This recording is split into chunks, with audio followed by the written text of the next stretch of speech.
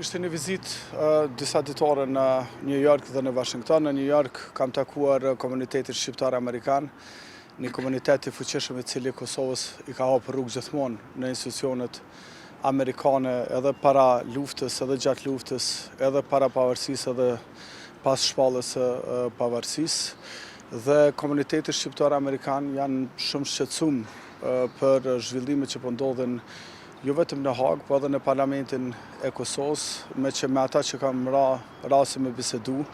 të gjithë janë që të kemi sa më shpejt Kuvendin e Republikës së Kosovës, institucionet e Kosovës, qeverinë e Kosovës, në mënyrë që të adresojnë sfidat e politikës brendshme, pra ngritjen e çmimeve, për plot sfida tjera, po edhe të politikës jashtme. Ata po ashtu janë shqetësuar me një temë të cilën jam marrë vazhdimisht, që ka të bëjë me padrejtësitë që po ndodhen në Hagë. Edhe takimet e mia në Kongres me 2 kongresmen ishin po ashtu për temë kam pas këto, edhe krijimin e institucione, po mbi gjitha edhe padrejtësitë në Hagë, shkeljet e të drejtave të njerëzit që po ndodhen atje. Keni pasur një takim edhe me ambasadorin Grenell, a është diskutuar për zhvillimet me to? Po, ambasadori Grenell, ju e dini, është një mik shumë i madh i Kosovës, është shumë informuar për ngjarjet që po ndodhin në Kosovë, po ashtu është edhe i shqetësuar dhe këtë shqetësim ai ka bërë publik nëpër shumë komunikime edhe përmes deklaratave për padrejtësitë që po ndodhin në Hagë, siç thash, për shkeljet masive të drejtave të njerëzit.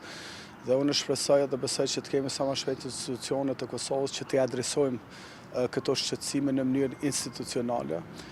sepse kjo rezistencë duhet të fillojë në Kosovë dhe duhet të fillojë në institucionet e Kosovës. Dhe vetëm atëherë ne mund të marrim edhe mbështetjen e perëndimit e sidomos të shteteve që financojnë gjykatën speciale. A keni pas mbështetjen e zotit Grenell në lidhje me qëndrimin e juaj si parti ose si opozitë këtë rast? Por nuk kemi folë shumë, do të thotë, për çështje të tilla, ka qenë një takim miqësor me zotin Grenell, pa ajo çfarë mund të them është që